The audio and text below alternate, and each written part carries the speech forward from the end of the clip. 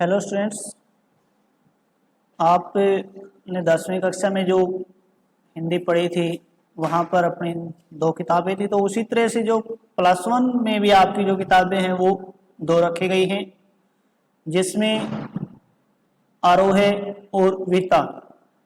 आरोहे जो बुक है आपकी, उसमें कविताएं और पाठ, और जो वितान है उसमें केवल पाठ रखे गए हैं।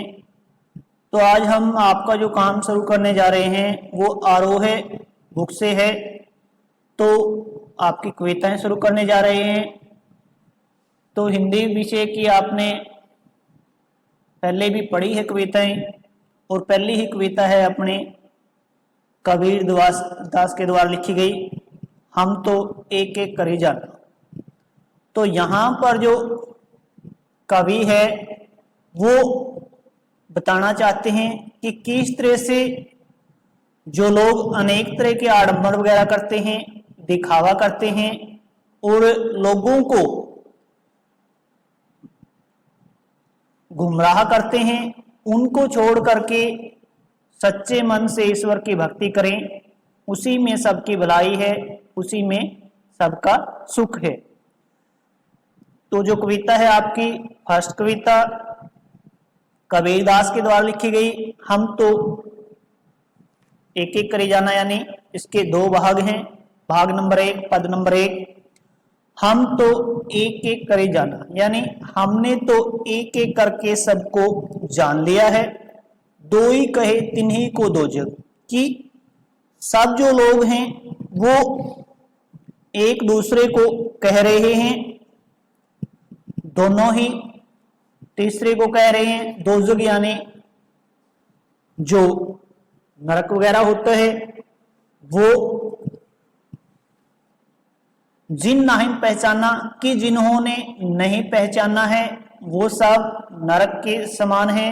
एक के पवन एक के ही पानी, कि सबके लिए ईश्वर ने एक ही पवन यानी हवा, एक ही पानी, एक के ज्योतिषमान, और जो सूर्य की जो रोशनी है वो भी सबके लिए एक समान है। तो यहाँ कवि कहना चाहता है कि भगवान के लिए सब है वो एक समान है। ईश्वर ने सबके लिए एक तरह की पवन यानी हवा, एक ही तरह का पानी और एक ही तरह की जो ईश्वर की जो यानी सूर्य का जो प्रकाश है वो उपलब्ध रहता है।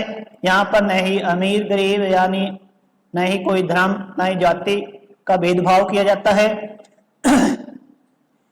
एक एक खाक घड़े सब भांडे, खाक यानी मिट्टी, घड़े सब भांडे यानी सभी बर्तनों को बनाया है। एक एक कोहरा साना, और एक ही बनाने वाला जो उनको मिलाने वाला जो कुम्हार है, यानी यहाँ जो कुम्हार का रूप दिया गया है ईश्वर को, और भांडे यानी बर्तनों का नाम दिया गया है इंसानों को।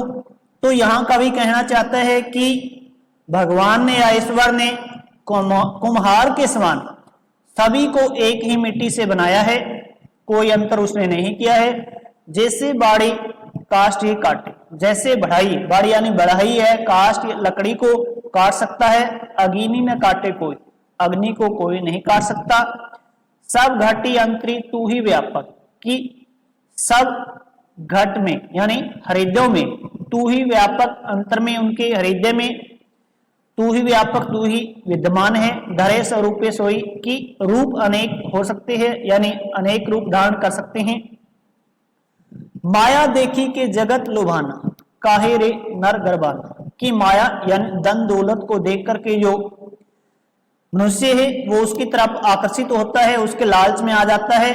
काहे रे नर गरबाना, और कवि कहता है कि हे मनुष्य तू किस कारण किस लिए इतना अभिमान यानी घमंड कर रहा है।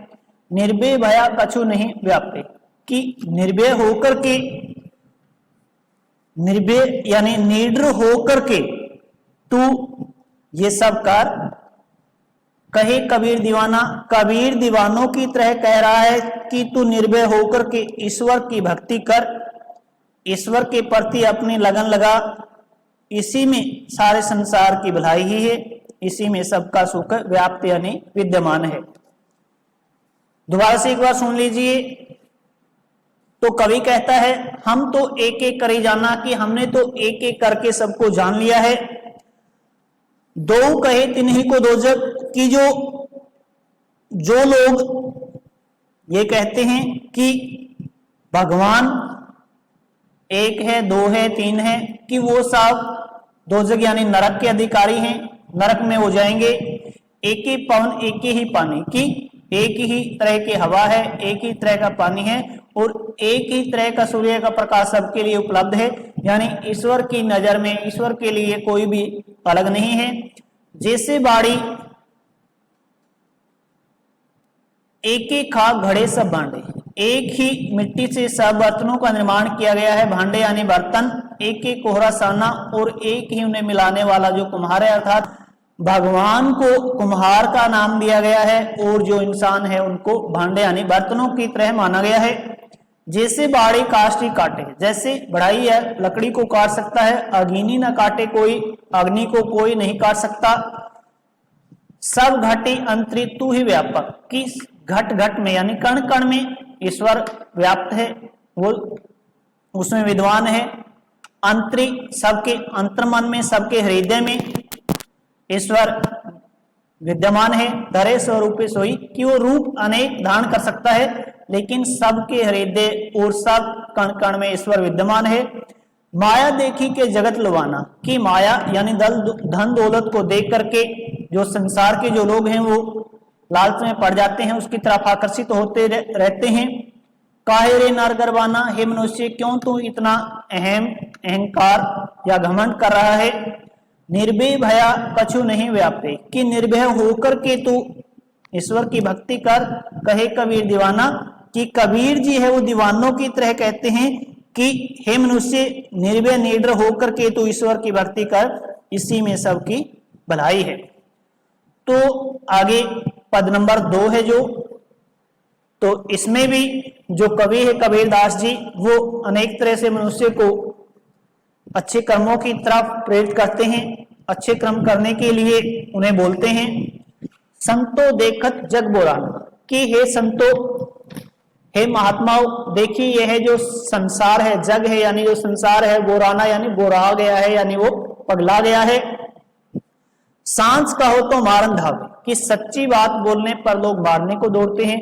झूठे जगपतियाना, और झूठी बातों पर जो संसार के जो लोग हैं वो विश्वास करते हैं, पतियाना यानी विश्वास करते हैं। नेमी देखा धर्मी देखा, कि मैंने ऐसे नेमी धर्मी या धार्मिक लोगों को देखा है। प्रातः करे स्नाना, जो प्रातः काल स्नान करते हैं। आत्म मारे पखान ही पूजे, कि सम को भुला करके, आत्म मारे सम को भुला करके पखान ही पूजे, पखान ही पत्थर आदि की पूजा करते हैं। उनमें कछु नहीं ज्ञाना, उनमें कोई ज्ञान नहीं है।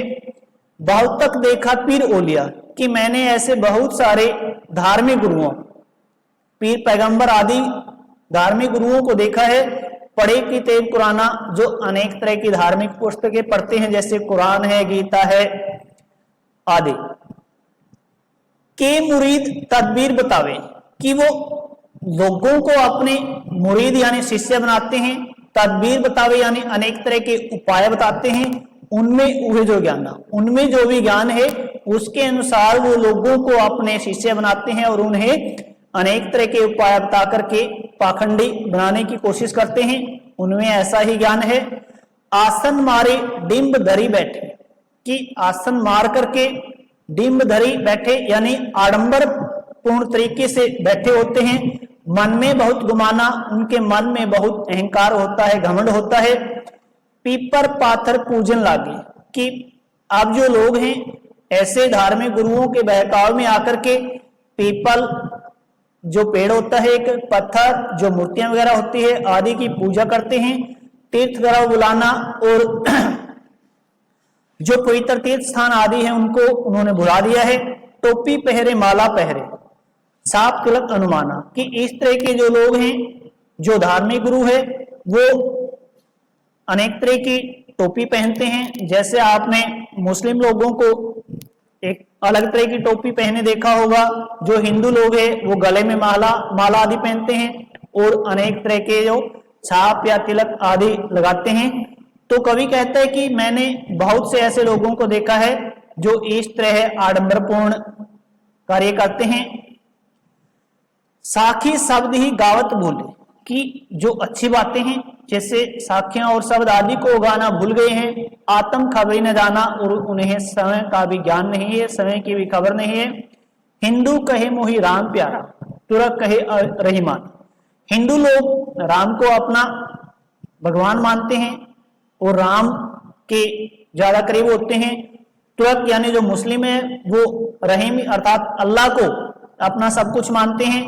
आपस में दो लड़ी लड़ी मुए, आपस में दोनों लड़ लड़ के मर जाते हैं। मरम ने काहू जाना कि इस भेद को उन्होंने नहीं जाना है कि किस तरह से धर्म के नाम पर लोग आपस में मर जाते हैं और एक दूसरे के खून के प्यासे हो जाते हैं, लड़ लड़ के मर जाते हैं। लेकिन इस मरम को, इस भेद को नहीं जान पाते कि ईश्वर एक है। घर घर मंत्र देत फिरत है, महिमा के अभिमाना, कि ऐसे जो धार्मिक लोग हैं वो घर घर में लोगों को शिक्षा देते रहते हैं, लोगों को मंत्र यानी लोगों को अनेक तरह की सलाह देते रहते हैं। महिमा के अभिमाना, और उनकी जो स्वयं की महिमा अर्थात प्रसिद्धि का उन्हें बड़ा अभिमान होता है, घमंड होता है। गुरु के सहित शिष्य सब बूढ़े, कि इस तरह के गुरु और उनके जो शिष्य हैं वो सब बूढ़े हैं अर्थात बेकार हैं। अंत काल पछताना, और उन्हें अंत समय में पछताना पड़ेगा। कहे कबीर सुनो हो संतो, कबीरदास जी कहते हैं कि हे संतो सुनिए, ये शब्द भ्रम बोलाना, कि ये सब भ्रम है उसको आप भूल जाओ। केती कहो कहा नहीं माने, कि कितना भी आप कहिए लेकिन वो कहा नहीं मानते, कहना नहीं मानते। सहजे सहज समाना, कि ये तो सहज भाव से ही वो इससे छुटकारा पा सकेंगे। कि किस तरह से यहाँ जो कवि है वो लोगों को आडंबरपूर्ण तरीके से रहना, उसके अलावा जो अनेक तरह के पीपल पत्थर आदि की जो पूजा करना या धार्मिक जो गुरु हैं उनके ऊपर यहाँ कबीर जी ने कटाक्ष किया है और उनकी अवहेलना करने के लिए समाज में एक नई जो मनोवर्ती लाना चाहता है कि किस तरह से हमें जो आडंबरों से दूर रह करके ईश्वर की भक्ति करनी चाहिए। और जो कवि ने ईश्वर को एक समान बताया है, चाहे उसके रूप अनेक हो। तो बच्चों, आप जो दोनों पद हैं इनका आपने सप्रसंग व्याख्या लिख लेनी है, जैसे आप 10वीं कक्षा में भी लिखते थे। सबसे पहले आप प्रसंग लिखेंगे, व्याख्या करेंगे, उसके बाद विशेष यानी काव्य सौंदर्य वो लिखेंगे। तो आपका ये पहले कविता का काम होगा कि आप सप्रसंग व्याख्या लिख करके उसको अच्छे से अपनी कॉपी में तैयार करें। बाद में आपका ये काम है जो चेक कर लिया जाएगा।